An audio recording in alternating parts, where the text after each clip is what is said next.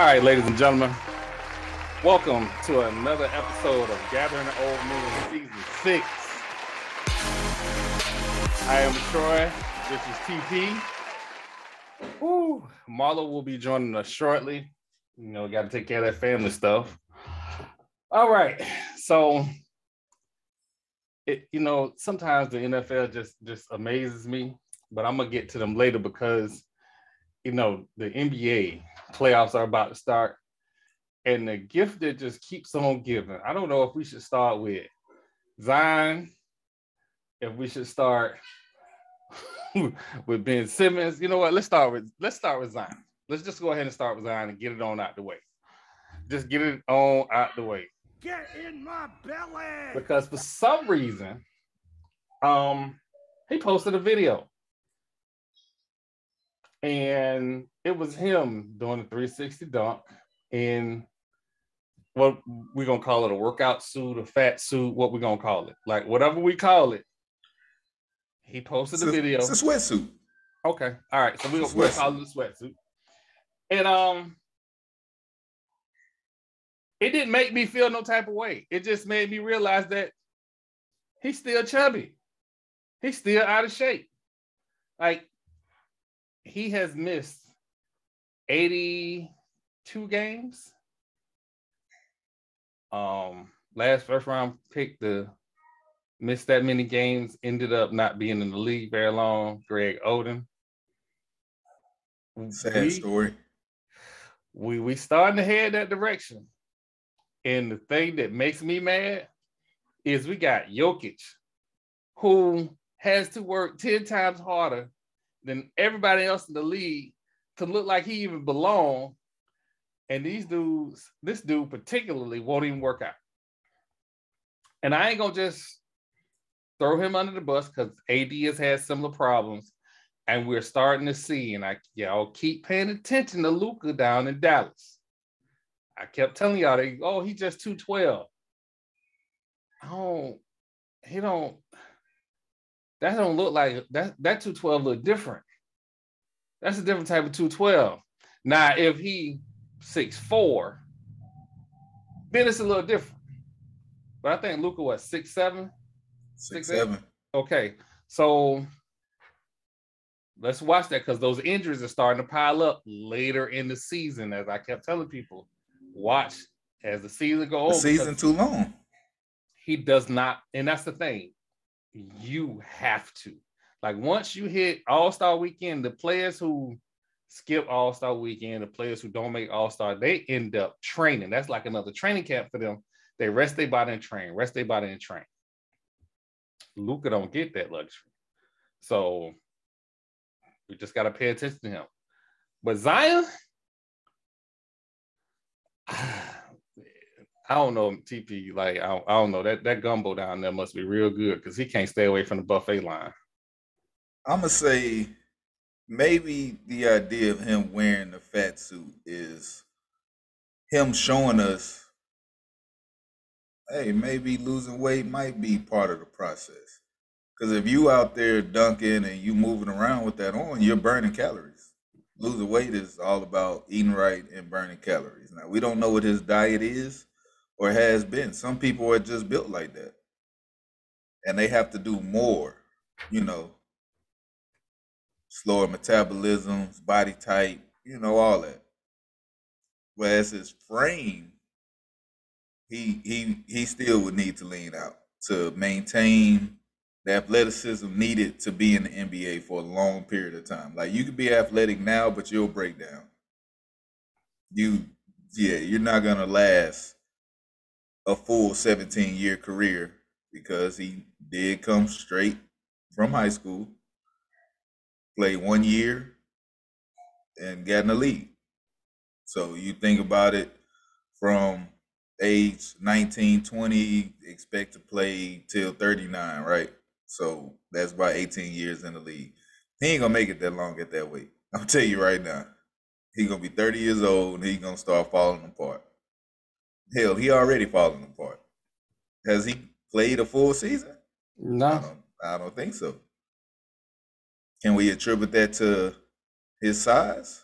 I think we can because it's lower body injuries. I But remember. maybe the sweatsuit is a step in the right direction, and that's all we can hope for the young man. I hope his camp is giving him good advice because what I've seen in the past was it was people eating off his success. So unless you have people on your side that are for you and not for what you can do for them, then you'll be successful. I just, a lot of the rumors coming out about, his dad trying to push him to get on the court because of all the hype around the Pelicans and stuff. That's not gonna fix this problem. Like he don't, and I can't believe I'm saying this. He does not need to play this year. This is not the year he need to play. He need to just get in shape for training camp and come back and look like a monster because I there's mean, a max. they about to get swept anyway. Yeah, there's a max contract on the table next year. Like, quit goofing off. Like when he's on the court, he averaged 27 points. 27 points. Like, come on, man. Like, we gotta get that together. We most definitely gotta get that together. As a matter of fact, if they don't win this game tomorrow, Yeah, they out of there. his summer gonna start early. So Gone fishing. what y'all gonna do? Go play the Suns and get swept in 4 anyway? Zion, just take care of your body. Hopefully your team put some better pieces around you and you come back next year. But that West is hell in a cell because I don't see any other teams that's in the playoffs right now digressing very much. And So even if they do, I think their first round opponent will end up being it'd be Phoenix. Will be Phoenix. Oh yeah, no, we need to let's get ready for training camp. So the Suns have already clinched the 1 seed. Grizzlies at 2, Warriors 3, Mavericks 4, Jazz, Nuggets, Timberwolves, who clinched last night. Now you have the Clippers and the Pelicans fighting for the 8 seed, which I really don't. I guess with the division the Clippers and Pelicans are in is the only reason the Pelicans even have a shot. But they're still 6 games behind the Clippers. And like I said, I don't see any of the teams in the Western Conference digressing much. The Timberwolves are young, Nuggets are young, Jazz are young, Mavericks are young, Warriors got Curry, Grizzlies are young, Suns got Devin Booker, and they're relatively young as well. So, like, if the Pelicans want to have any shot of competing in that Western Conference, then they're going to have to put better pieces around Zion or look to move him. Because at this point, your greatest attribute to a team is your availability, and you ain't been available. So sometimes you got to cut your losses. They just say it like that, but you know. And I wanted the social media hype to match the production, but it's just when your college coach, when you come to the league, say he wasn't in shape when he got there. Okay, that leads me to believe that he wasn't in shape when he was at Duke. But again, we got people. There's some influences around him that he's gonna have to weed out real quick, fast, in a hurry. But I will say this: he has surprised me at every turn because the first time I ever heard of him was, of course, a YouTube video. Mm-hmm. And I say, "Oh, this fat kid ain't doing nothing. Oh, that's cool. He can jump high." And I didn't think none of it because I didn't really see him play basketball. I just seen him dunking the basketball. There's a lot of people that can dunk. You go to, used to have the N1 mixtapes. They crossing people, they dunking on folks. That don't equate to NBA talent. No, because if he don't put that fork down, he gonna be Cadillac from the mixtapes. Right. For real. All right, we're gonna come back to the NBA. So couple things. Clayton Kershaw, no hitter going into 7th. And my initial reaction was, because I'm old school, why are we taking them out? Pitch count. It ain't even been 2 weeks into Don't the matter. season. Don't And that's matter. what I'm saying. We ain't been 2 weeks into the season. I'm like, no, let him go for no hitter. I'm like, no, we shouldn't go for the no hitter, first Pitch month count. of the season. Hey, you gave me 7 innings. You reached your pitch count. We have a lead. Come on, sit down. Let our closer take care of business. And are we chasing stats or are we chasing a pennant? Because at the end of the day, you want him to be available at the end of the season. You don't want to burn him out like I've seen a lot of teams do. Randy Johnson was just built different. I don't. There'll never be another Randy Johnson. I'm gonna just start by saying that. Kershaw, amazing, best pitcher in the league. But there'll never be a Randy Johnson who will pitch till he's 44 and pitch 9 innings on a consistent basis. You're not gonna see that nowadays. Yeah, Marlo just joined, everybody. Marlo just joined. Welcome, Marlo. But what you think? Uh-oh, I missed it. Say it again. We was talking about you're a little low. We was talking about Clayton Kershaw and his 7 innings of no hitter that he got pulled for. I think it was a brilliant idea. Yeah. He was up in around the 80 pitch count. Mm-hmm. Yeah, that's your ace. It's a long season, 163 games. That's a lot. So yeah, I would have pulled him too. Now, if this was September, late in September, we having a whole different discussion. Late in September, he not coming off the mound. I can tell you that right now.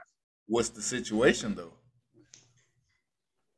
I think it's situation based. Like Marlo saying, it's a long season. We just started. If it's September and you a game out of making the playoffs or a game out of first place, yeah, he stays in because it's a situation. But right now, ain't no need. And they were winning. Yeah. I mean, like I said, this is gonna be, and I can't believe I'm about to say this. I'm excited for baseball. And I'm gonna tell you why I'm excited for baseball. The Maple Leaf Mafia.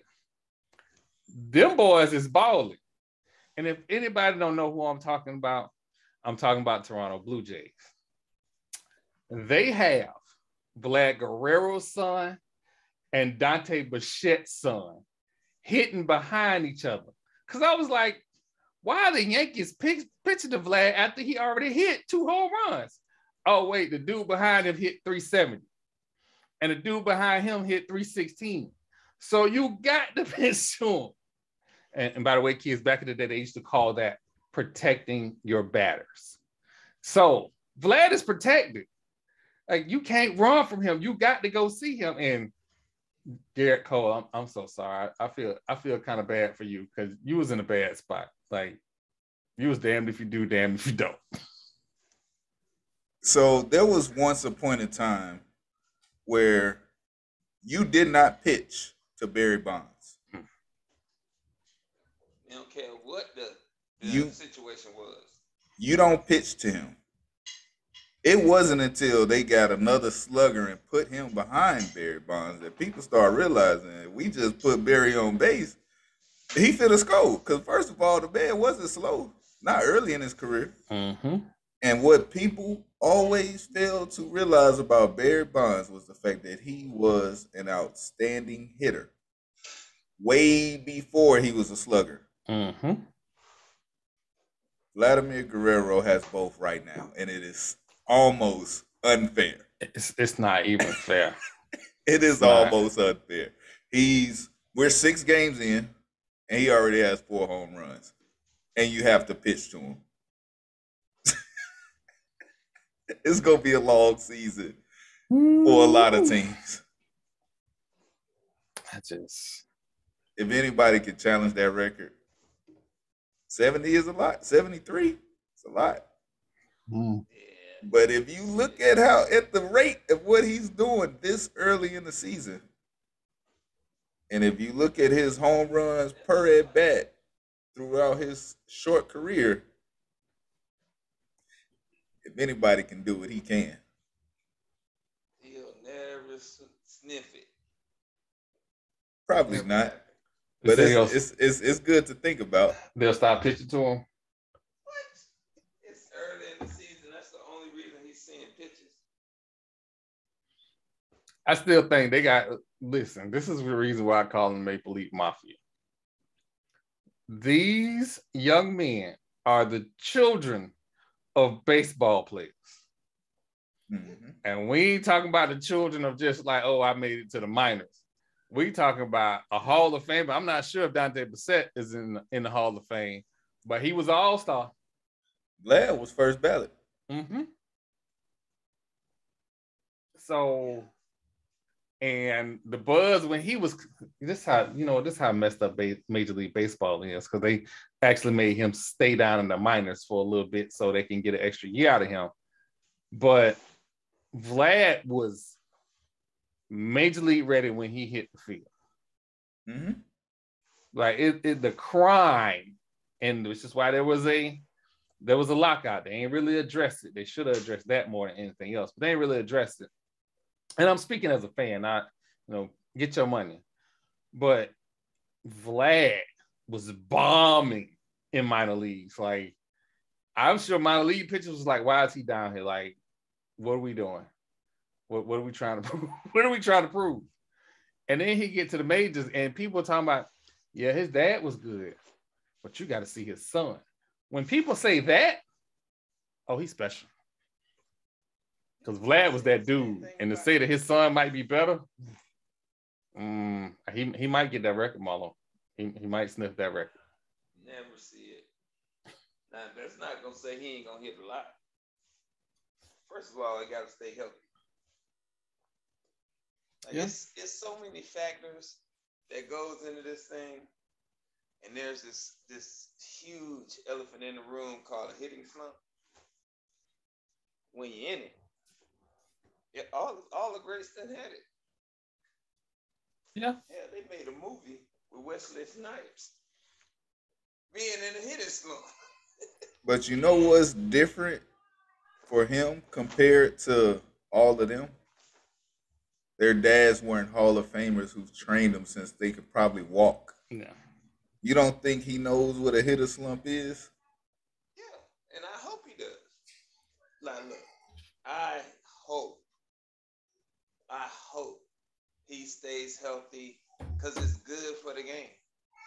Like, to see him in the lineup every time you got these so-called aces on the mound and he rocking them. Mm-hmm. Oh, I'd love to see that. That's good for the game. The problem is baseball is so long, man. The season is murder. Yeah, we gonna if anything, we definitely, because my daddy Ray's playing that same division, we definitely gonna be watching that team because, like I said, the Yankees and the Red Sox are going to be disappointments this year. Because if you look at the Yankees lineup, the Yankees have 2 home run hitters, but they don't have anybody protecting them. And that's why they have so many strikeouts. So it's we gonna watch this one race. We gonna watch. We definitely gonna watch. We definitely gonna watch. Some quick housekeeping notes. Tiger Woods said he is going to play in the Ireland Pro-Am before the Open. So it looks like Tiger pretty much said, I'm out of shape. And for 2 days, I scared everybody. So I think Tiger Woods is like, you know what? I'm back. I just wish, he would have stayed under par, just a little bit. I'd have been happy with my little money. But, whatever. This ain't 2001 Tiger. It wasn't many. Under par. He was 2 under par, and all he needed to do was stay under par for the whole tournament. And I'd have been happy with Tiger Woods. What did he finish, +2? He was like +8 at one point. After he hit +8, I was done. I was like, whatever. He ain't coming back from that. I'm gonna tell you the biggest compliment that a golfer can get. Bryson DeChambeau didn't make the cut. He stayed around and walked with Tiger. Yeah. Because he knew greatness. I mean, the man is still, playing, even though he's been inducted. He was the greatest of his time. When he was at the pinnacle of his career, he was the best. And that's not something a lot of people can say. Yeah. Only a handful get to have that title. A lot of them, they were really good for a long time, but never the best.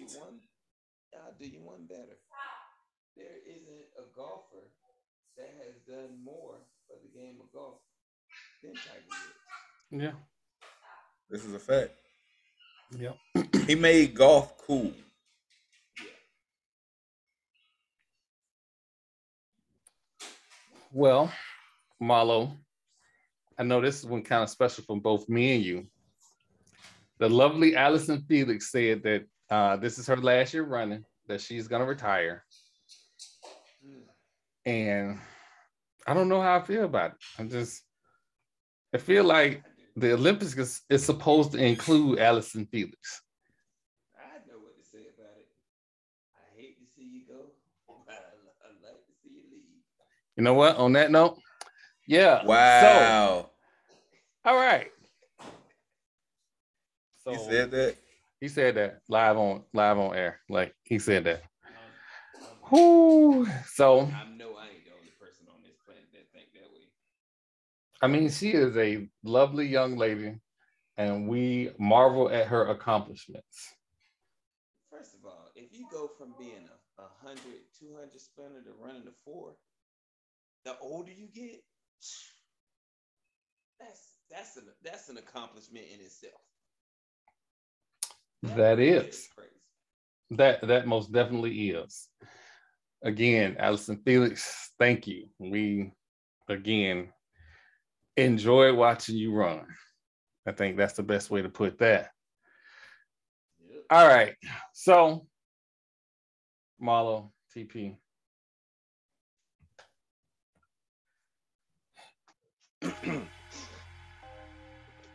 The disrespect segment. Uh-oh. Here we go. So, Baker Mayfield went on a podcast and said that he felt disrespected because the team lied to him and told him that, he was their quarterback and they were going to build around him, all the while they was looking to replace him.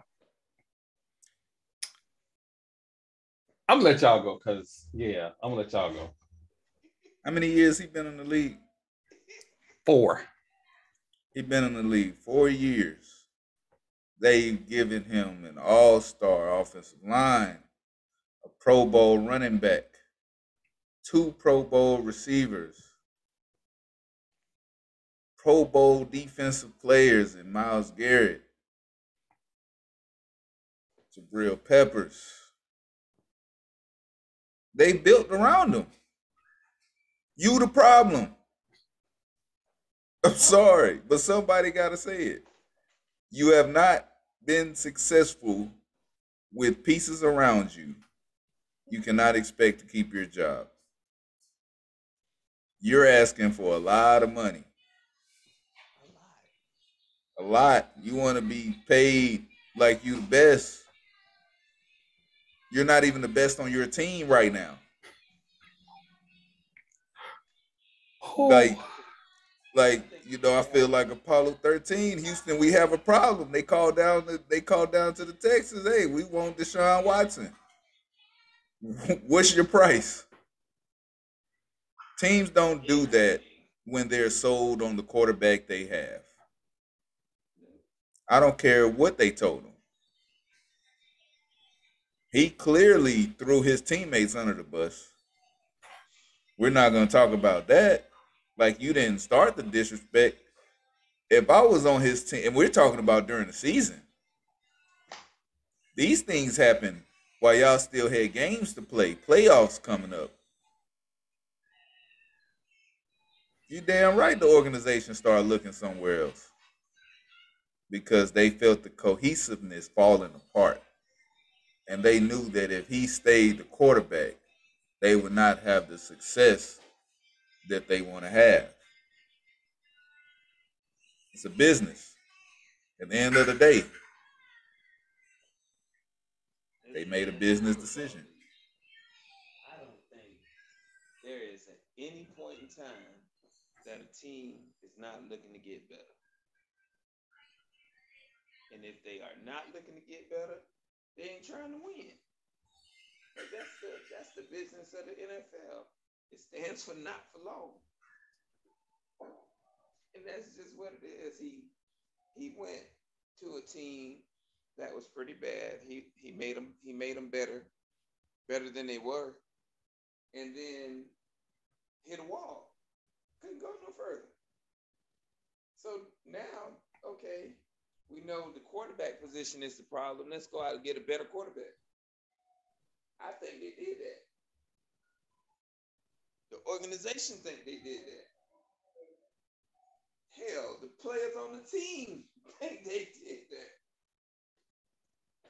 And you add the fact that he's been in the league 4 years and hasn't finished the complete season yet due to injury. Like, The thing about quarterbacks, when they lose the locker room, they don't ever get that back. Mm-mm. And he had lost his locker room. It was at that point his timing, his days were numbered in Cleveland. When he lost his locker room, they started looking, oh, okay, well, we're gonna do our best for the rest of the season. But when it's all said and done, he probably is not gonna be the quarterback next year if we can get better. Now, I truly believe had they not been able to complete that deal for Deshaun Watson, nor get another quarterback that was better than him, that he would have still been the quarterback. Because, again, at the end of the day, it is a business. So you want the best players on the field. He would have been their best option, so he would have been out there. But they were able to get a, historic deal done and bring in Watson. Now they're looking to the future. And if I was the Browns, I would be looking to get as much as I can for Baker while I still can. and to add in the fact that he's still under contract, you don't even have to negotiate with him. You got his replacement in there. So I mean, what, you gonna not play? You ain't gonna show up. And he's under a rookie contract, meaning Yeah.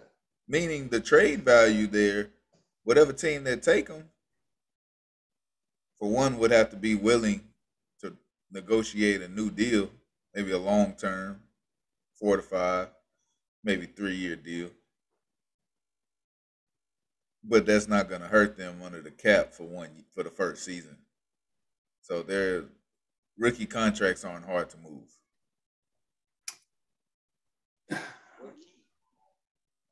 So I'm supposed to feel. So let me recap real quick. Baker came into the league after when he was in college. He was on video running from the police. Okay. He gets into the Browns organization. They were in rebuild mode, so he had a very bad first season. Okay. His second season was better. His third season was better. This year was a catastrophic failure for a quarterback who entered the league with not a very strong arm, not very tall, too slow, and was not a emotionally grounded, mature young man. And on this podcast, you said at your next stop, you're going to change your leadership style. But the problem that the Browns had, and I quote, we needed an adult in the room. So the guy with the $18 million guaranteed contract went on a podcast to say how disrespected he felt about the team that did not cut him, but brought in two better quarterbacks than him. Because make no mistake about it, I think Jacoby Brissett is a better quarterback than him. So you go from 1 to 3, and the team is actively looking for trade partners for your contract so you can resume your career and possibly compete for a starting job. I don't think he's a starting quarterback in the NFL, don't get me wrong. But these are all the things that have been afforded for you, yet you and your privilege think somebody owes you something. A guy told me that sports is a meritocracy and you earn your right to be in certain positions. I don't necessarily agree with that totally, but in this particular case, Baker Mayfield earned his right onto the bench. Not just with your play, not just with your leadership style, but all of it. The immaturity, your lack of trust of your teammates, the disrespect of your opponents. All of these things have culminated in the position that you put yourself in. Homie, you got to take accountability for what you already created. Like the mother of my son one time told me long time ago that, you know, you complain about stuff, but when you going to take accountability for what you did? That's important. Nobody's feeling sorry for Baker. You can go on an 8 million podcast, cry your little tears out. The fact that you was a number 1 overall pick was a crime. When the guy who should have been a number 1 overall pick can't get half the things from his team that you got from yours. Give Odell Beckham to Lamar Jackson. He might win the Super Bowl. Give Lamar Jackson a healthy backfield, a healthy offensive line that ain't retiring every other year.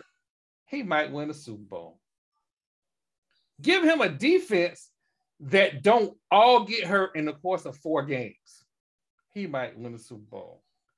But you have the unmitigated gall to go on a podcast and complain. I'm supposed to feel sorry for you. That's why, son, you are the leader of the disrespect segment this week, because you are absolutely disrespecting yourself more than anybody else could ever do. No, I was told often the loudest person in the room is the weakest. I heard Baker say a lot. I haven't seen no action with them words. So at the end of the day, you didn't get it done. Own up to that. Go work on your skills. And hopefully, and pray another team gives you the opportunity to be a starting quarterback. Because it looked like even the Seahawks might be out of the deal, signing Geno Smith, which in all, I would never understand why they would think that would be a good idea. But that's where we're at this point. Ooh. So. Wow. Wow. I don't, you know what? Whatever. Moving along. My Raiders. That's my quarterback. Oh, that's my quarterback. Okay. So the Raiders signed Derek Carr to a 3-year, $125 million contract. Couple things. Supposedly, there's no trade clause, which contrary to some other pundits' beliefs, I think he's earned that. This contract, however, is one of what I call the BS contracts. It's a 3-year contract, but really it's a 1-year contract to prove that you belong on the team, essentially. And I don't know what else he got to do. The coach gets escorted to the door for being a racist. The time that he's been there, he's had a defense. The 1 year we made the playoffs, the 1 year we sniffed at the playoffs, he had a defense. We had an agent beast mode. Like, what else he got to do? He's never had a number 1 wide receiver. He's had a number 1 tight end, but never had a number 1 wide receiver. And he literally held this team together last year with grit and guts. And he got more fourth quarter comebacks. He's tied with fourth quarter comebacks with Matthew Stafford. What else he got to do? I don't know. Josh McDaniels, I'm saying it again. Don't F this up. Do not F this up. Do not go out and draft Tim Tebow again. You need to go. I know I told you, safety, FAMU. That's your number 1 responsibility. Safety, FAMU. That's it. You can't mess that up. And then we can find us a speed receiver out of, it's so many of them. We can find a speed receiver. FAMU, safety. Don't mess it up. Marlo. I agree with a lot that you said. My problem with giving a quarterback a latent driven, incentive driven contract is, okay, what if he plays lights out and Adams get hurt again? Or Waller gets hurt? Now, those two are the cog in the wheel. Waller is the cog in the wheel. He missed how many games last season? 6, 7? That production fell off a lot. So, I mean, I hope he got a lot of guaranteed money in this deal, because I haven't seen the Nobody's showing the guaranteed numbers. That's what makes me nervous. Nobody's showing the Was it 120? It's 125 million total, or 121 total. Yeah. But nobody's showing the guaranteed number. We just know about the no trade clause. And it's an extension. Like, okay, you signed an extension. It's some guaranteed money coming with it. That no trade clause means absolutely nothing. Yeah. Nothing. Deshaun Watson had a no trade clause. Do you think it mattered? Nope. All he got to do was have a little say-so in where he goes. Yep. So, yeah, the no trade clause, and he had just signed the contract. Yeah. A year ago, or 2 years at this point. And they said, we would rather pay you to sit on the bench than to move you. Right. Like, you got a quarterback that's making more money than all the quarterbacks on your team combined, and he ain't sniffing the field. That, as an organization, is like, you got to take your feelings out of it at some point. And he was never suspended. No, he was eligible to play. He was eligible to play the whole season, which means he still got paid for every game. Every game. As long as he showed up. You know what? That is amazing. I need that. I think we all need that. Oh, my gosh. Oh, y'all don't need me to do nothing today? Nothing? Just sit over here? Nothing. Nothing. Okay. Bet. Hey, but when it's all said and done, y'all let me know when y'all got a trade partner, and I'll let you know if I agree to that trade. Well, But all right. So, every week before we had this rundown and all right, these are the topics we set. The sports day is done. And it just always seems like this. Through the hourglass. So are the days of our... So the NFL loves messing with the content. So today we find out that the Green Bay Packers signed Sammy Watkins. And the Arizona Cardinals say, hey, you can't beat our mediocre move. And they re-signed AJ Green. And why do we care? I think AJ Green's a better pickup or re-sign than Sammy Watkins. So why do we care about Sammy Watkins signing with Green? Let me tell you something. Sammy Watkins was the fourth target in KC. I don't even think he made the fourth. He might have been the fifth. Yeah. But he's not what he was when he originally came into the NFL. That's a fact. When he was coming out of Clemson, he was in that same wide receiver core with DeAndre Hopkins. A lot of people don't remember that. It was an incredible offense. It was DeAndre Hopkins, Sammy Watkins, and Andre Ellington. That offense was amazing. He comes to the league, does pretty decent, gets hurt. Goes to a new team, not much production, goes to another team, decent, gets hurt. Ends up being fourth and fifth option. So why at this point do we care about him signing with Green Bay? Oh, because they ain't got no other receivers. I was wondering when you was gonna get that. I'm gonna wait. Just gonna wait. Because who was Aaron Rodgers gonna throw to? The coach? Oh, you gonna throw to Tunyon? My bad. Robert Tunyon would be Aaron Rodgers. Exactly. Who? The tight end. That's gonna be. You say what? Who is a good tight end? I mean, he was decent. He caught a lot of passes for him. He was, pretty productive. But I would be remiss if I did not think that Aaron Jones was not going to be the Green Bay Packers leading receiver next year. Mark my word, I'm telling you right now. So Aaron Jones will lead that team in catches. So Bully wants us to know that Randall Cobb is also still under contract. Randall Cobb, 74 years old.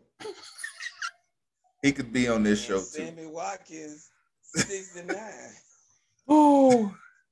So what you're saying is that Aaron Rodgers is either going to be throwing interceptions or checkdowns. That's what we're saying? Well, he's not throwing picks. Aaron Rodgers don't throw picks. No, he don't. You saw it in the playoff game. He'd rather his team only score. Are you trying? Hold on. So let's get this on record. So are you saying that him and Kirk Cousins are the same, that they rather be incomplete or check it down and throw an interception? First of all, I would never compare Aaron Rodgers to Kirk Cousins. Not on this podcast, not on anybody else's podcast, not in real life, not in fake life. I would not compare Aaron Rodgers to Kirk Cousins. Kirk Cousins is terrible. Oh. I would compare him to Eli Manning. You're not going to compare him to the GOAT killer. We're not going to compare. At the end of Eli Manning's career, when he did not have the arm strength to throw down the field, not saying that it wasn't a choice, he became the check down king. I can agree with that. Now, with the lack of talented receivers, and yeah, Bully said they have Allen Lazard. That is absolutely correct. But is anybody putting Allen Lazard in an elite category of wide receiver? No. The Green Bay Packers. Elite receiver on their team. The best receiver on their team is Aaron Jones. Yeah.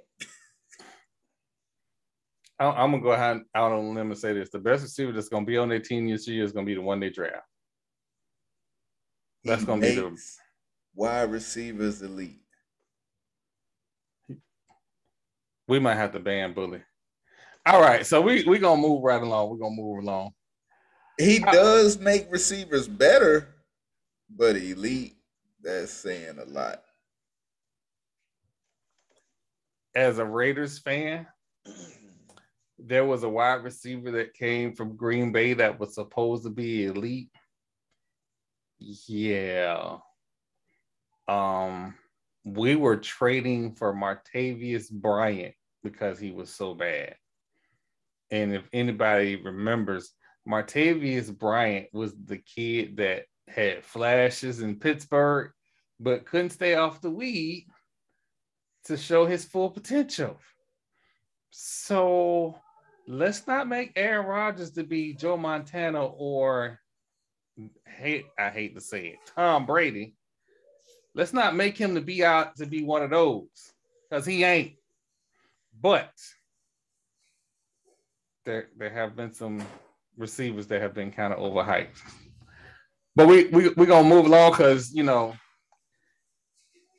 a week can't go by. Just a week can't go by. Fuck Tom Brady. So apparently, Tom Brady. The hate is so real. This ain't even on me. Tom Brady did this to himself. So there was a report that came out during the offseason that there was a quarterback the owner of the Miami Dolphins met with who was under contract. And everybody assumed that it was Deshaun Watson. Well, Yahoo Sports have come to point out that not only was that player not Deshaun Watson, actually the Boston Globe wrote the article, not only was it not Deshaun Watson, it was actually Tom Brady. And there was actually a deal on the table where Tom Brady would become part owner of the Miami Dolphins. However, a few things happened. The Miami Dolphins ended up in a lawsuit, racial discrimination lawsuit. So introducing Tom Brady as their starting quarterback and Sean Payton as the head coach was not going to work. But after that deal fell through, Tom Brady decided he was going to go back to the Bucs. And since Marlo, our resident season ticket holder, fuck Tom Brady. Tell us about this Tom Brady. What, the best quarterback of all time? You want me to tell you about him? Fuck Tom Brady. Like the best one of all time. Fuck Tom Brady.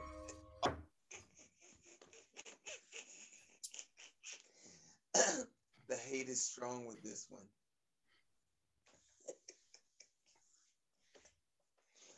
I'm just saying, bro. What you mad for? Ooh, I'm saying. Who mad? I'm just saying. Him. If any other quarterback pull these shenanigans, by the way, so people can get the connection, the owner of the Miami Dolphins, Ross, is a huge donor and alumni of University of Michigan. So that's how the connection between him and Tom Brady happens. And I don't know if this story was leaked before or after he retired. Oh no, the story, we're not getting the details of the story until this article just came out just this week. Just this week. That's what I'm saying. The article didn't say had he went down there and met with him after he retired, because he still can't do no moves unless the Bucs agree to it, because he's still under contract. But they're saying that the deal fell through, not because he was still under contract, but because there was no way the NFL was going to allow them to hire Sean Payton, who was still under contract, and allow them to trade for Tom Brady. But in the midst of this lawsuit. Ain't nothing in writing. No smoke here, Marlo. Nah, Them journalists that put their careers on the line to get this news out. They gotta write about something. It's all season. Oh, so it's not just me that be running around here hollering about fuck Tom Brady. It's them too. Yeah. You can't tell me that there's no fire where there's smoke. There's a whole lot of smoke. Not for something to be burning. Something burning over there. It's all in what you can prove. Like, but they have the proof. They got videotape. What proof? They got the proof. Contract. Marlo stands, Tom Brady. You know what? There is a such thing called a verbal contract. Yeah, but who gonna say he was in it? I just, and fans, please understand. Like, I make fun of my homeboy. I am glad that he has competent quarterback play. Although I will say this: if the Tampa Bay Buccaneers would have put an offensive line around Jameis Winston, maybe his quarterback play would have been a little different if he wasn't seeing ghosts for 2 seasons. But I digress. He was halfway blind. He had LASIK surgery after the season and then came out, oh, I can see now. Really? You know what else helped you see? Not having concussions from defensive linemen knocking you in the dirt. That helped you see too. 6'4". You 6'4". Is this the segment on the show where I talk about Jameis Winston and what I feel? We're not shooting strays at Jameis. Jameis catching strays. Absolutely. You started this. Jameis and you can clip this. Jameis Winston has that wow factor.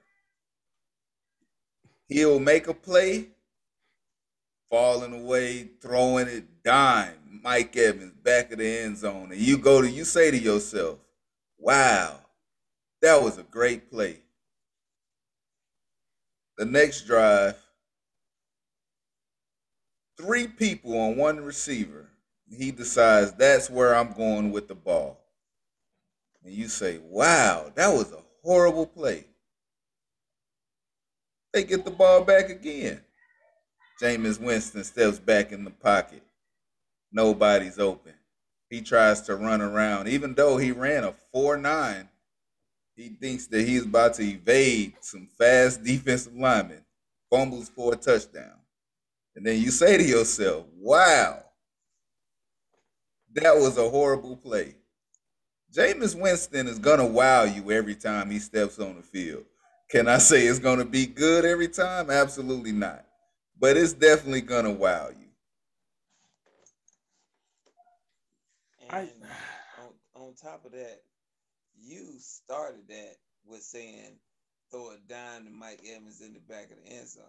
I was at games that where it didn't start like that. It started on the other side of that coin. Wow, did he just throw a pick 6? The first pass? Like he was trying to get it out the way. Because he started learning, like, hey, if I start bad, then I can end good. But if I start too good, I'm gonna end bad. It's never gonna end how it start.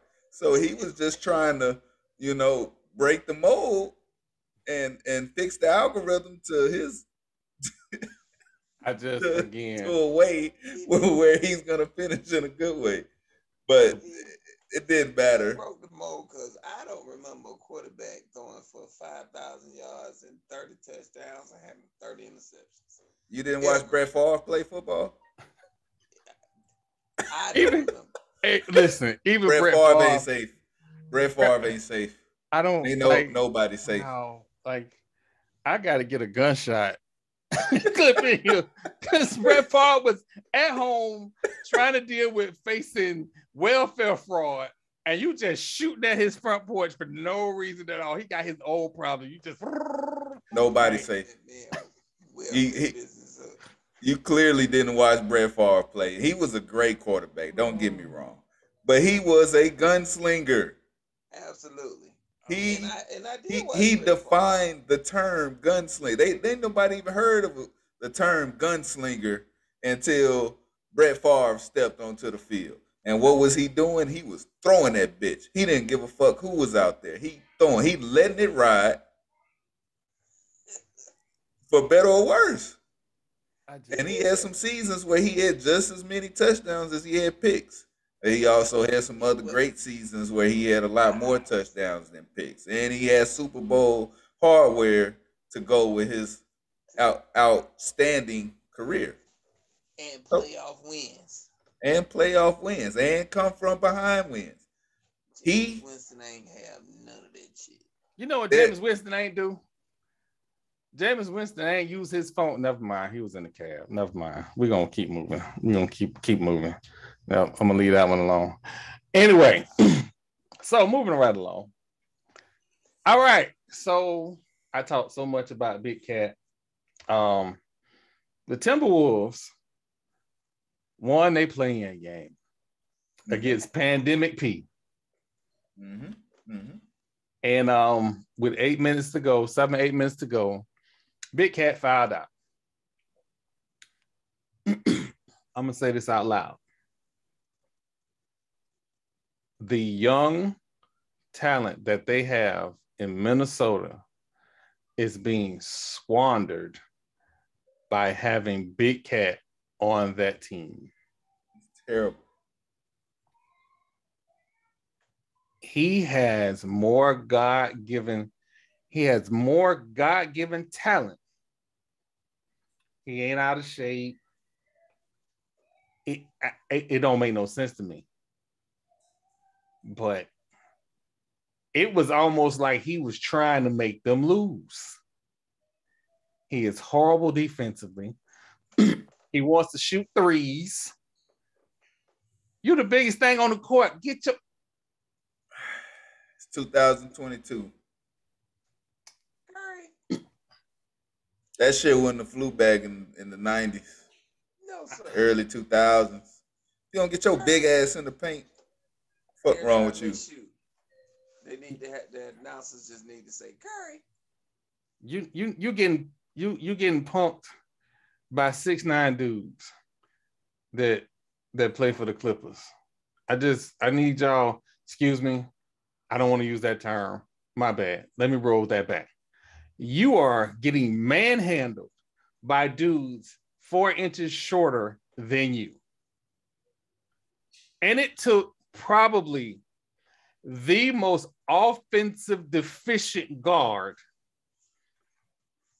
I'm gonna say this in the history of the NBA. Patrick Beverly. No, stop. Let me finish. Stop Patrick it. Beverly. You is stop. not. Gary Payton is still alive. This is disrespectful. Not Gary Payton. You said the best. You said Pat Beverly, the best defensive point.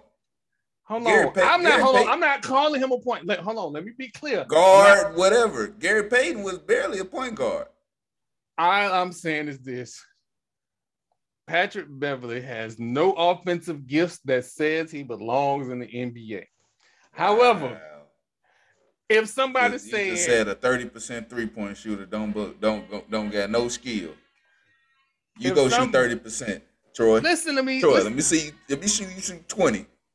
Let me finish.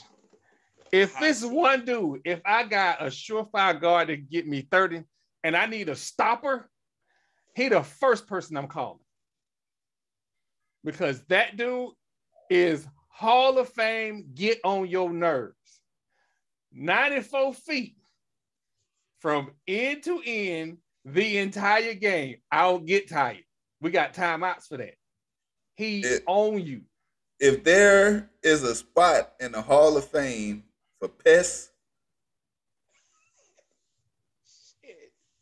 and he petty with it. Let's tell the truth. He petty with it. He petty. They traded him. And he was like, we better not play. We better not play the Clippers. We better not play the Clippers. We better not play the Clippers. When he found out they was playing the Clippers, you had to know you was going to get all the smoke. You had to. You absolutely had to know. And I am for all the smoke. You had to know.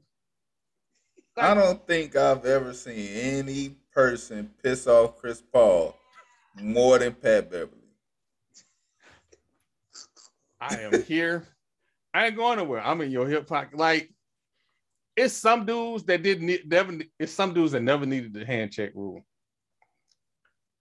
Patrick Beverly exists in a land where there is a hand check rule. And he still does this. And he's still in your pockets. Like, you think you have driven to the bucket and you just not turned it over. And you looking where the ball went.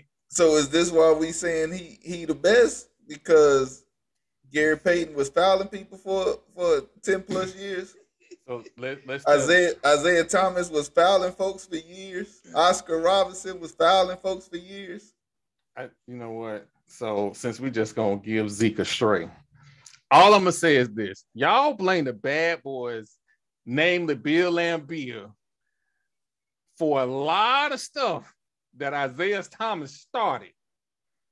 It's a lot of fights that started at the top of the key. And Bill Laimbeer just happened to finish it off. So I mean, that's the enforcer. You better do. You big as hell. Get your ass in there. But we just gonna ignore the fact that Zeke done chopped the dude in the throat when they tried to drive to the lane. Joe Dubars that tripped somebody. He hit somebody in the throat. Now we fight. And Bill done told him, you better not do nothing. You better not even look his way. If your big ass don't get in there, man, you gonna have a problem in the locker room. Hey, you ever had your friend and you go out, you get into something and you looking at them and they not looking at you because they don't want to be in it? Those don't need to be your friends. You don't need friends like that. Nah. I need friends that's gonna be throwing that sneaker while he sitting there still talking shit. Oh. I got friends that let me have big girl sandwiches at the club. That's all I'm gonna say. I'm gonna keep moving on. Anyway. First of all, where did this go? We ain't just finna act like you ain't just said that. What? And no shot.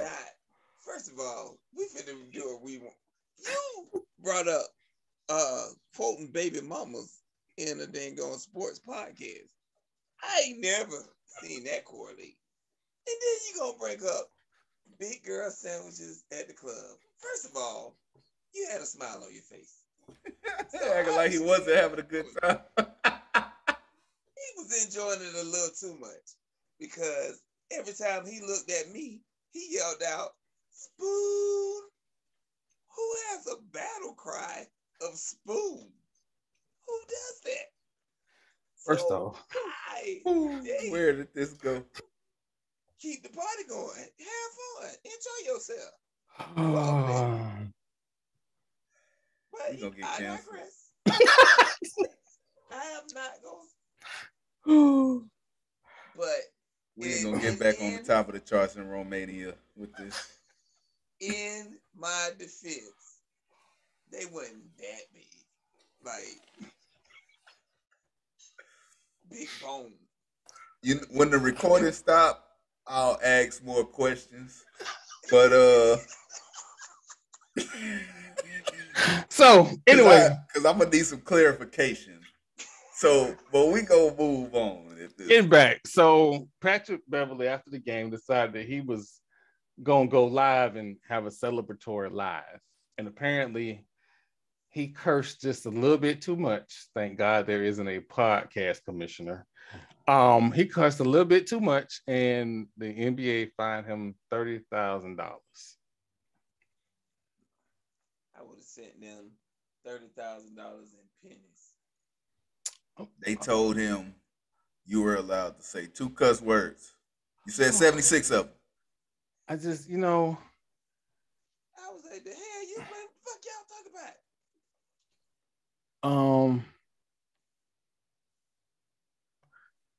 So, and we just not gonna leave Patrick Beverly out there on the island. In the NHL, the Minnesota Wild's Ryan Hartman went on a little profanity-laced tour as well. But his situation turned out a little different. Fans Venmo'd him $4,250. Wow. So he says, you know what? I appreciate y'all so much. I'm going to donate this money to the children's. I think he's going to donate to the Children's Hospital in Edmonton. And I thought that was just like an amazing story. Like just absolutely amazing. Now, NHL, what have you learned? Here's what you learned. This man gonna cuss again because he know people got his back. And the hospital is gonna get donations. So you wasted everybody's time by finding him for cussing. But again, you know, it's your league. Do what you want. Just know that this man gonna probably cuss whenever he feel like it. But I keep going because we won't want to talk about the whole big girl topic no more. All right. So getting back to the NBA, the Atlanta Hawks blew out the Charlotte Hornets. A can of whoop ass. Never mind the fact that Charlotte Hornets had to walk, what was it, quarter of a mile to the stadium because I think there was some kind of blockage accident or something. Train blocked them from getting to the stadium. And I don't know. Was tied. For a quarter mile? A quarter mile make you throw your mouthpiece at little kids? And their legs was tied. Little legs was tied, man. They didn't want to play no basketball that day. Look, first of all, they know if they get into the playoffs, they got to go to Miami. We just gonna go ahead and start our off-season early, guys. Don't nobody want them problems. We had a good run. We can say that we had to play into the play-in game.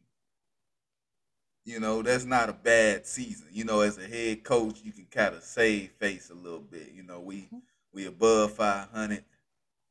We competed, but we just didn't get it done on that grand of a level. But we can get better next year. Look, y'all didn't want to play Miami. Y'all was going to get drugged 4 games and be at home looking worse than y'all looking now because y'all didn't make the playoffs. They didn't want to play Atlanta. That too. By 40 at one point in time. But I'm still looking. I still don't see whether or not Miles Bridges got fined. And dear white guy. There go your applause. You were seen on national TV aggravating an NBA player, and the little girl got hit with a mouthpiece because of your hard work. I think violence is bad and violence is wrong. However, dear Nerf bus drivers, if you see this guy on the street and you roll him over a few times, I ain't gonna be mad. It's just a Nerf bus. It ain't gonna hurt him none. But y'all can go ahead and hit him a few times with a Nerf bus. I'm okay with that. Wiffle ball bats, I'm okay with that too. But this guy is the reason why bad things happen at sporting events. You are not a part of the game. You can heckle, that's perfectly okay. You can cheer your team on, that's okay. But when that player is going to the tunnel, don't do that. You don't know what's going through their mind. You don't know what they've been through. We don't know what you went through at work. Let me tell you something. I'm just going to start by saying this. First of all, throwing your mouthpiece at somebody is nasty as hell. That's the equivalent of spitting on somebody. It's disrespect. The fact that he took his mouthpiece out and threw it should be a fine. That's disgusting. It's disrespectful. And it's not good for the NBA as a whole. Me personally, I don't agree. I'm for all the violence. Control violence, like UFC, you know. Clean that up. So the 6-year-old girl should have put him in a headlock. You the reason in a controlled environment. Because that's disrespect. It was a disrespectful and disgusting act to take his mouthpiece out and throw it. That's how I feel about it. I don't care if you're being heckled. You know, whatever he said, did he come and touch you? Did he do anything in that regard? Taking your mouthpiece out and throwing it at somebody is nasty. Somebody hit me with a mouthpiece, I'm boxed. If somebody hit my child with a nasty ass mouthpiece, I'm going to jail. I'm going to jail. Marlo. See, we oh my God, you hit mine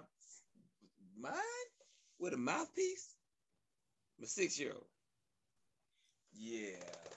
I probably would have got banned from the arena like forever. But it wasn't just finna, it was go. Like Kevin Gates say, we finna go platinum. Yeah, we was finna go platinum. That is disgusting. Like, I don't know how else to feel about it. You basically spit on a little girl. You should feel wonderful about yourself. About it. He could have pressed charges for aggravated battery. Maybe let's go through a battery down, HIV test, and the like. Well, the girl was not related to the guy that was heckling him. So no, she wasn't. But I will say this. The NBA, because of all the stuff at Malice at the Palace, this can't be a 2-game suspension. It can't be a $1,500 fine. There has to be this got to be 10 games.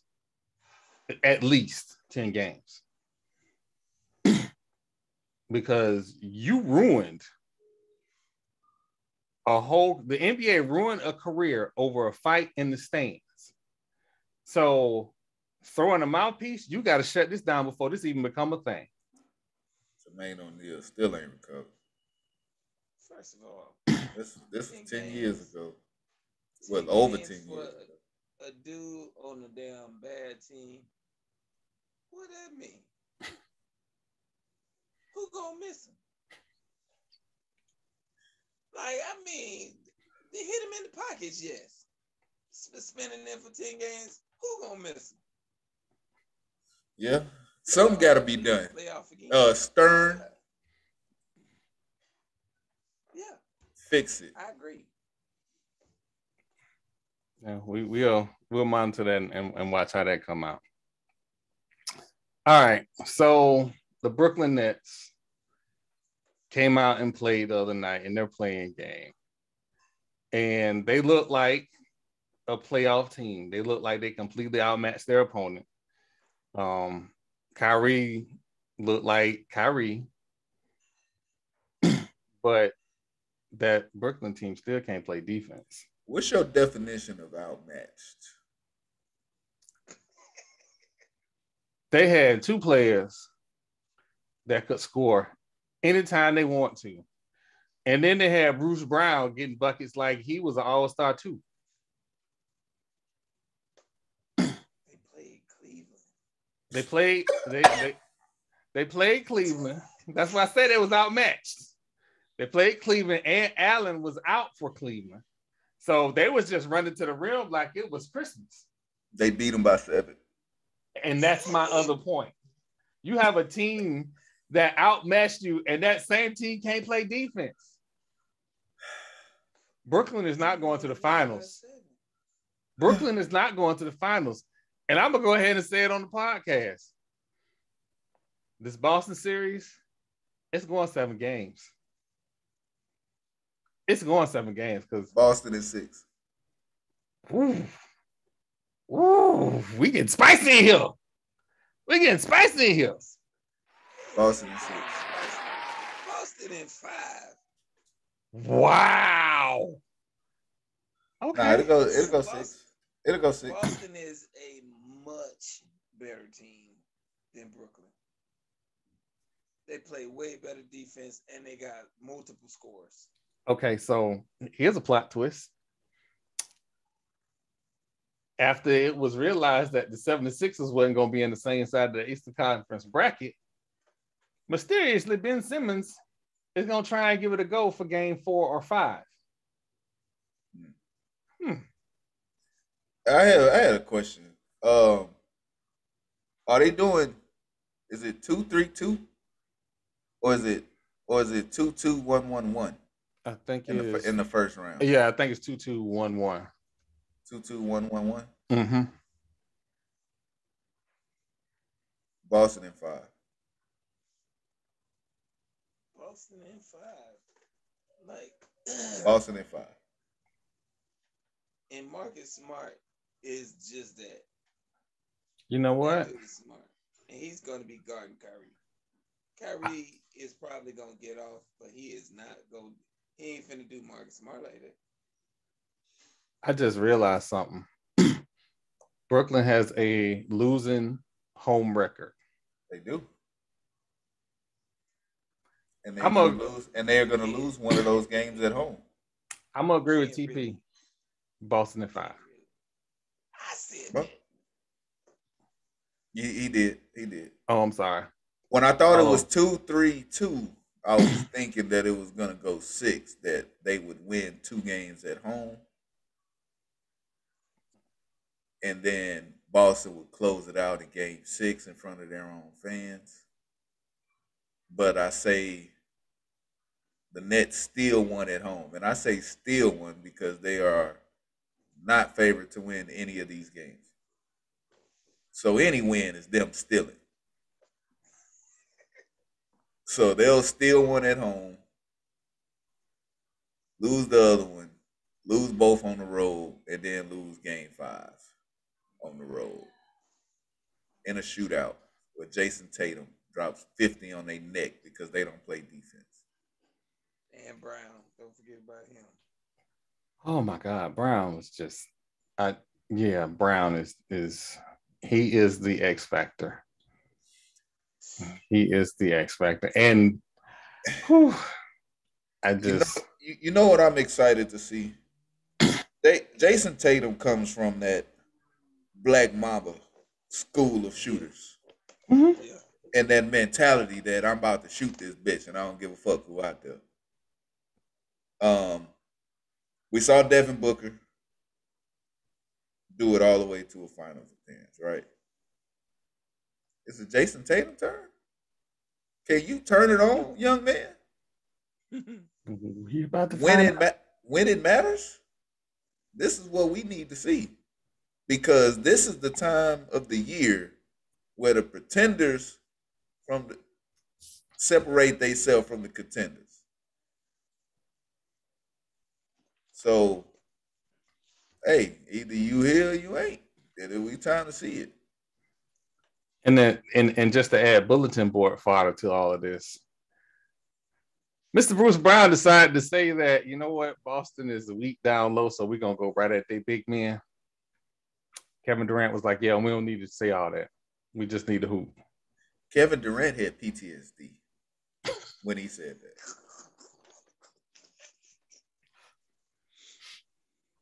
Let's not all forget the Thunder were up 3-1 on the Golden State Warriors. And Russell Westbrook said, and I quote, he's better than Steph Curry. And he is going to lock him down and close out the series. They lost 3 straight, and Kevin Durant ended up playing with Golden State the next year. You know what? Since we're talking about overrated point guards, James Harden. Not a point guard. My belly. James Harden It's not a point guard. said that there is no pressure in these playoffs. That's his problem. The only pressure he applies is at the strip club or at a buffet table. Get in my belly. I just want everybody to understand how I feel about James Harden. I feel like James Harden has squandered the best years of his career by not being disciplined. And as much as I am not the biggest on-court LeBron James fan, What LeBron James does to get healthy every season can only be rivaled by that of Tom Brady. Yet, year after year, month after month, we get to see on social media how you are putting people through college at strip club. How you are choosing to hang out all night instead of take care of your body. Nobody believe that we going to school though. This podcast so gonna get canceled. They just might tell you that because you're in that room, but they really At this point, I don't even start recording no more. I just let it ride. Just let it go.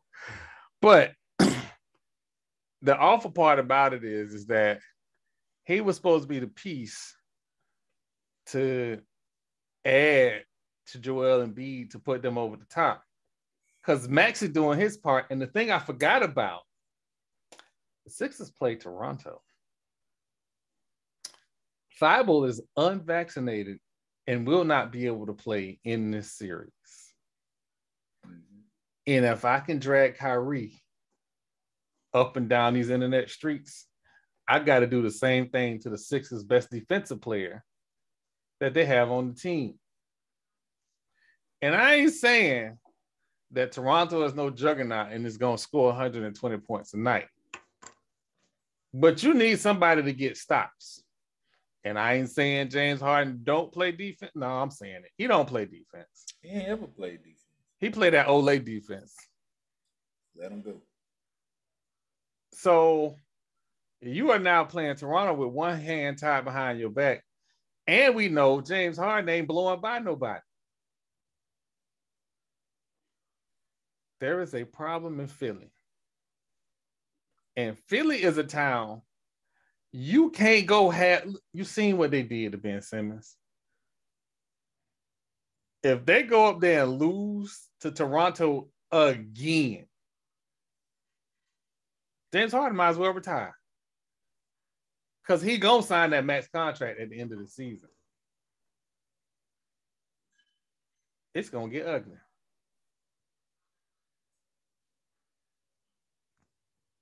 Marlo. I don't look. I think the 76ers are like that high school team that in the region, they're the juggernaut. Then when they go and they play, give you an example, play them teams from Miami up there in Pensacola, they find out that they're not the big dogs, the big fish in the pond no more. And the 76ers are just like that. They go and they beat up on these little teams they're supposed to beat up on, and then when they play competition, now it's a problem. There is no way that they should have fell to any seed lower than 2 in this Eastern Conference. Even before the trade. They should have got better. And didn't. So, like, even if they beat Toronto, they still got problems. The next round is way worse. No matter who they play. So my thing is going to be Miami and Boston in the East. The 76ers are like the Wizard of Oz.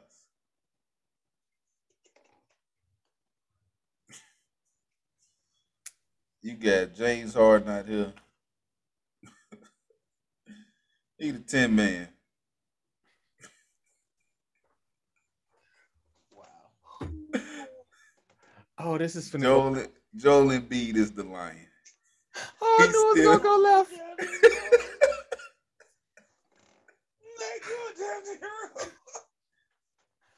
Maxie is Dorothy.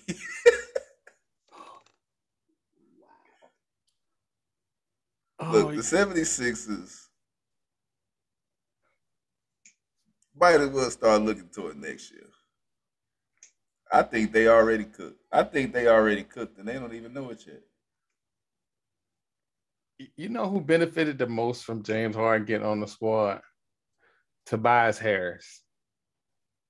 Nobody even noticed that he has been underperforming for the last 2 years.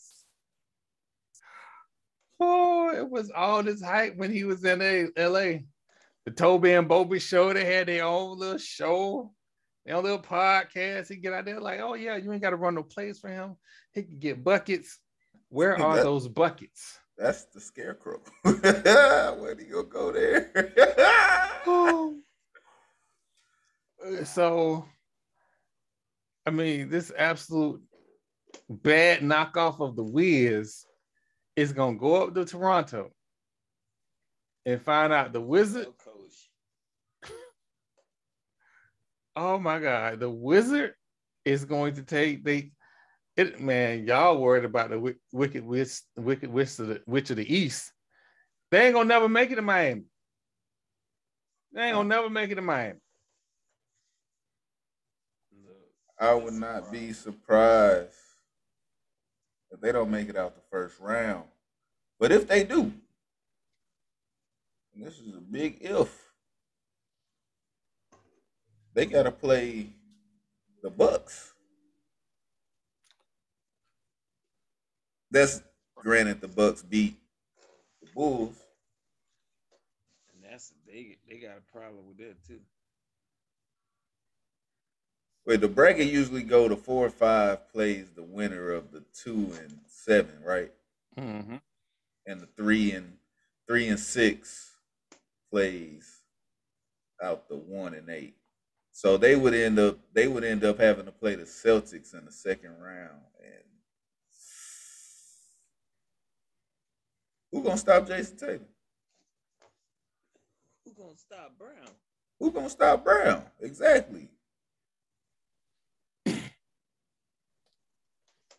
This is gonna be so fun to watch because everything everybody's been saying about basketball all season long, it's gonna come true in the playoffs. Absolutely gonna come true in the playoffs. And we're gonna be sitting around here going, oh, I'm sorry. There's gonna be a lot of people going, I didn't see this coming. Yes, you did. You've seen it coming all season long. Your point guard been out of shape. Brooklyn got a guy that ain't played all season long because either he's faking mental problems or he's a head case. Either way, it's not good. I've been right all season. Like this season is literally going exactly how I said it was going to go. Did I not say Miami was going to be the 1 seed? When we first started talking, I said, look, Miami coming out the East. I say Phoenix is going to come out the West with the 1 seed, and the Heat going to be the 1 seed in the East. I said that in the preseason. I said the 76ers are going to struggle. I said the Nets are going to struggle. The Cavs ain't making the playoffs. The Bucks are going to fly under the radar. They're going to be in the top 4 seeds. And people ain't going to be worried about them, and they just going to come out and start popping shit in the playoffs. And I still mean that. Don't be surprised if the Bucks come out the East.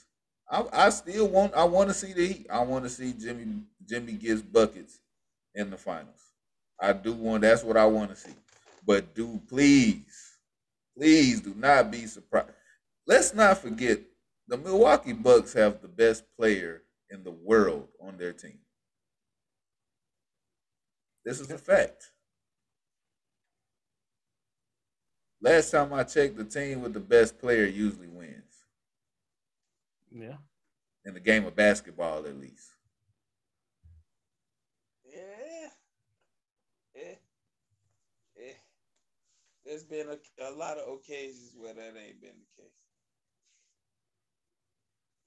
I say usually. They have a puncher's chance. Oh, of course. That's what I'm saying. They have the best player. Meaning definitely got a puncher's chance. Meaning and they done been there before. They have a chance. Yeah. But I think it's gonna be Boston and Miami, and Miami is probably gonna edge out Boston because I think Miami's way deeper. I Well, agree. we definitely about to find out, but we're gonna get to those playoff predictions after we start up, or finals predictions after we get these playoffs underway. I'm gonna get into our new segment. Thanks to TP. And I am for all the smoke. So, for some reason, and I need to say this, I like Cam Newton. But for 9 hours today, I had to decompress with an open mind, watch the podcast in which all these clips make Cam look like he talking out his ass. Now, there are comments that he made that makes me think that he might one day end up on this podcast. That, how can I say this gently? Bro, you ain't never, ever gonna be the spokesperson for Dannon ever again. We just need to go ahead and understand this. Like, it's some things that you should say out loud in the privacy of your home, in your room where there are no mics.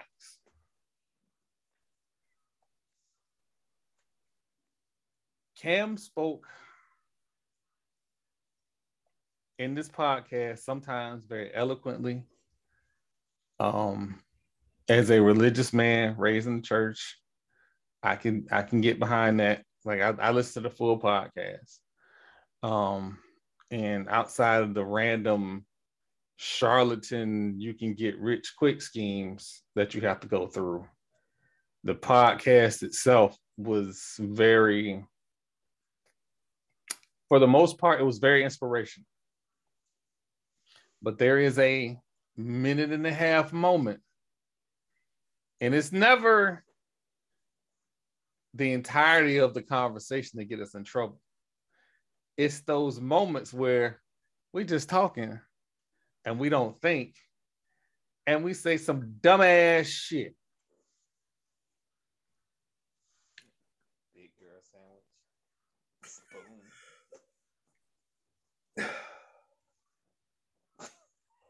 Fuck Tom Brady. Anyway, so I listened to the podcast, and at some point, he decided to say that women need to cater to men. However, he does not give much context to that blanket statement. He also makes a statement that women think they're a bad bitch, this and that, and they handling their business, but they can't cook. Some women can't cook. That don't make them less than. I cook better than, 80% of the women I dated. Not because I'm better than them at it. It's just that I like cooking. I like watching cooking shows and trying new stuff, especially on the grill. But what I'm not going to say is, I'm not going to give a blanket swath. Oh, you're not this because you don't do this. Listen, bro, sometimes the woman can't cater to you because she's doing other things. Relationships are not always 50-50. Sometimes life happens and it's 80-20, 90-10. That's just the fact of life. And if you're just talking about the random women that you're coming up and meeting, well, dude, you are Cam Newton. You're not meeting normal people most of the time. You actually have to get past their avatar to get to know that person before you can start making these blanket judgments. Can I play devil's advocate, please? Oh. Okay. And I am for all the smoke. What if he wasn't trying to say it to demean women? What if what he basically was saying is there's basic life skills that a person should have, but they would be more focused on eyelashes. Can't even pour a bowl of cereal. They can't take care of themselves. Maybe that's what he meant. Basic life things. You can't survive without eating. This is a fact. I think that the whole context of his statement would have came across different if it was somebody else who said it. If he didn't have several baby mamas who were strippers. if he didn't have a baby mama who lived above a strip club with his kid, and it, like, it's the whole context. Yeah, it's who he is. It's your target market. Like, bro, Right. those are the chicks you go after. Like, you ain't meet her at the grocery store. She wasn't buying no groceries. She was at the strip club. And you wifed her. You babied her. Come on, But bro. You can't just go I and grew talk about, well, women need to cook. I grew up in the house with my mom being a great cook. Naturally, you would think that I would expect to be with a woman that knows how to cook, but that's not what my mama taught me. Abort. What my mama taught me was you need to learn how to cook for yourself because every woman ain't gonna know how to cook, and that shouldn't be a make or break. But if she can, then that's just adding to the pot. But that's never a requirement. So you need to learn how to cook. That's what she taught me. Same here. Troy thought I was going to say some wild shit. I was about to say TP is no longer allowed to be on the Gather No Me podcast. But no, in all seriousness, like, if you got a idea of a woman, that's your idea. Mm-hmm. And whether you say it on an open mic or hot mic, you got to stand and stand on what you say. Because if one thing I do know, if you don't believe in something, you don't need to be talking about it on no damn in front of no mic. So if you didn't open your mouth and say it, then that's just what it is. You want a woman who can cook. You ain't found that yet because you probably looking in the wrong place. And to be fair, because I was all prepared to drag Cam Newton up and down this podcast.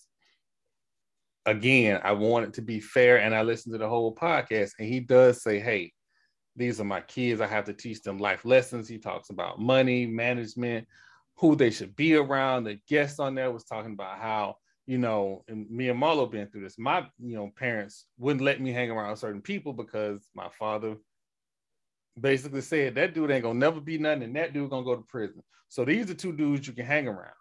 And one of the guys on the podcast spoke about that. So it was very much so a grown man's podcast, but it was that moment that just made it bad. And Marlo alluded to it. If these are the things, if this is your frame of reference and these are the things and people that you hang around or you chase after, then yeah, the definition of insanity is doing the same thing over and over, expecting a different outcome. So Cam was speaking from that viewpoint. And the people who drug him up and down Twitter, I didn't see anybody say, hey, maybe if his frame of reference, or maybe if your frame of reference was this, you wouldn't be speaking that way. But the hope that I saw in the podcast was that he, and you can even see in the podcast, like before he speaks, he writes it down. So there is work that is being done on his brain and his heart. And eventually he'll see what the hell he said. And I think there's room for growth and empathy in him. So I'm not going to drag him But I will say this, Cam Newton, you are an industry. And just like you said, you employ several people. Even if you're not running around with those people all the time, you employ several people.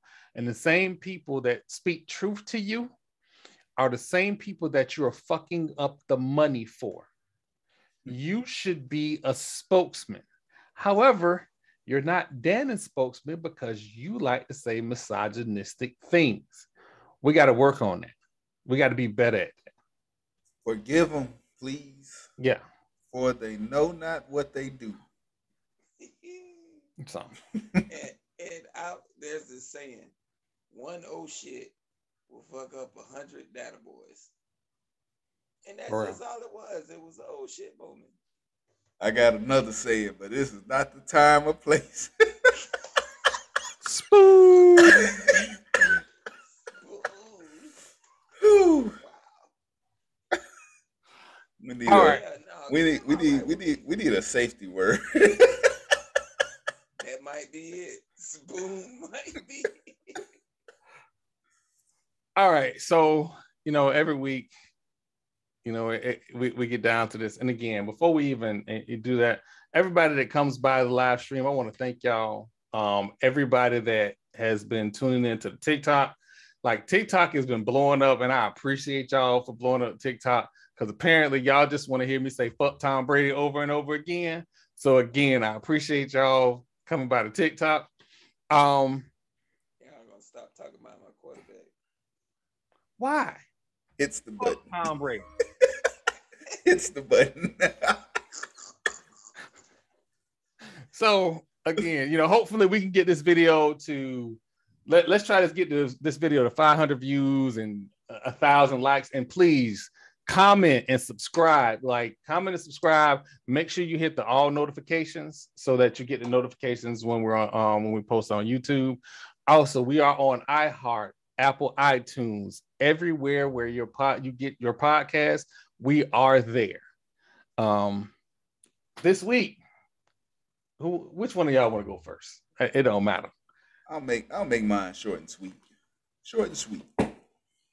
It's playoff basketball. The only basketball I really watch. I ain't gonna lie to you. Season is long. It's a lot of meaningless games.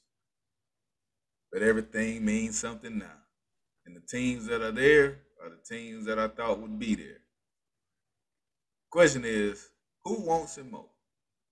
Every team in the playoff got talent. Everybody ready to go. They geared. They've been practicing for this their whole life. And the same question gets answered every season. Who wants it more?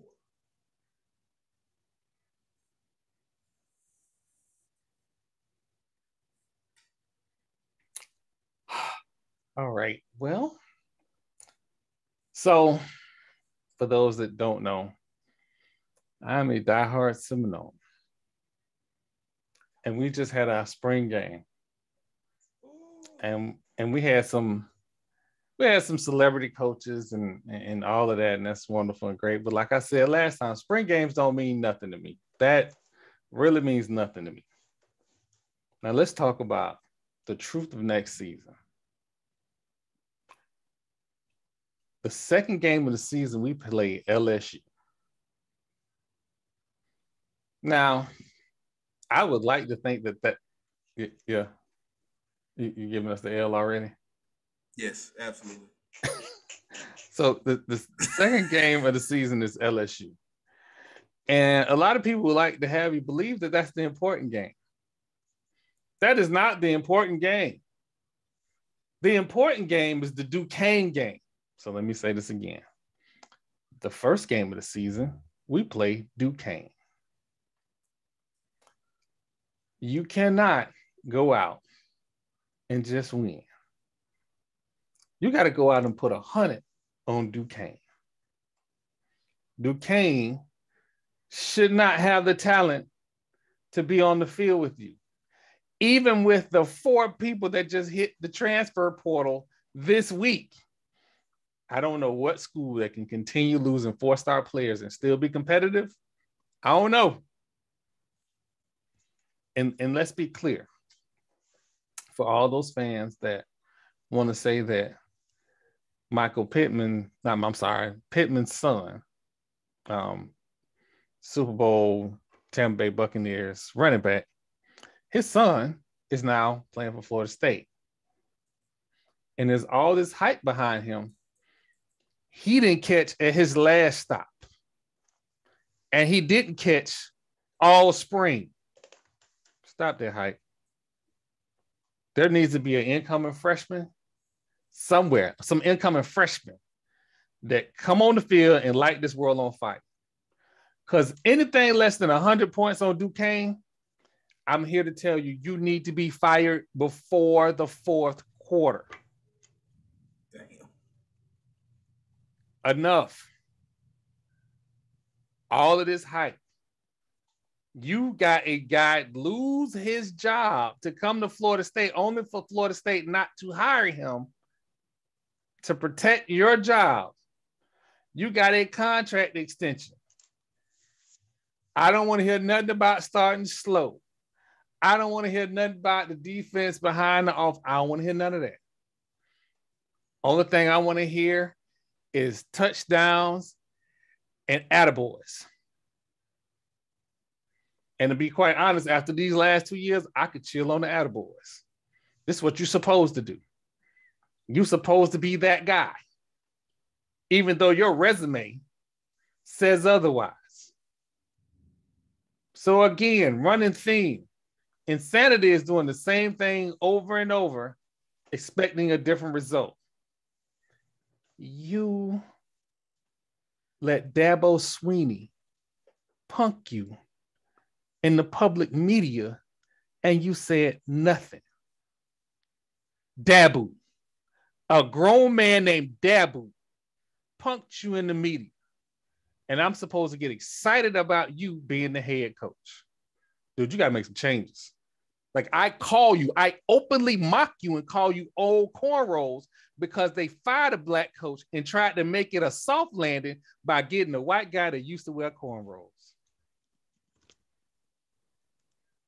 You got to win. You probably have a wonderful family, but please understand, less than 100 on Duquesne, I might put the for sale sign in front of your house.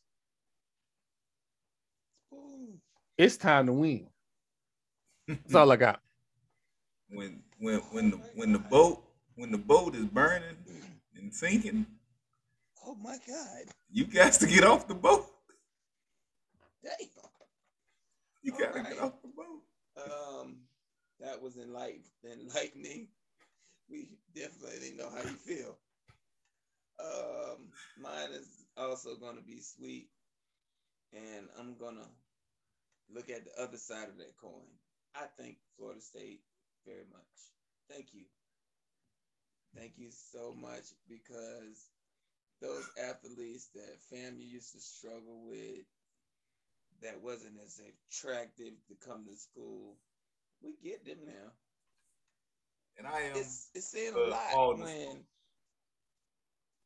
an athlete would rather go to a smaller, less media-driven HBCU than to the mighty Florida State. That's saying a lot about your program, and it's saying a lot about FAMU that we are picking these athletes up. So I just want to say thank you. Y'all keep up the good work. Our stadium is steadily becoming one of the best places to play in HBCU football, and our facilities are rivaling some of these D1 schools. So yeah, y'all keep it up. We'll be there. And the state of Florida just committed millions of dollars to facilities upgrades. So we coming. We coming. But yeah, that's all I have. And thank you, FSU. Oh, wow. So this actual full podcast is actually going to be up live on all of your streaming platforms in the next hour. I want to thank everybody for coming out. I really want to thank Leon County for making sure that FAMU got those dollars that Florida State was begging for. Am I being petty? Yes. I'm still being petty. I'm all right. I'm sorry. That's Okay. You know what? I apologize for being petty. But again, for myself, TP, and Marlo, thank y'all for coming out, man. I do appreciate it.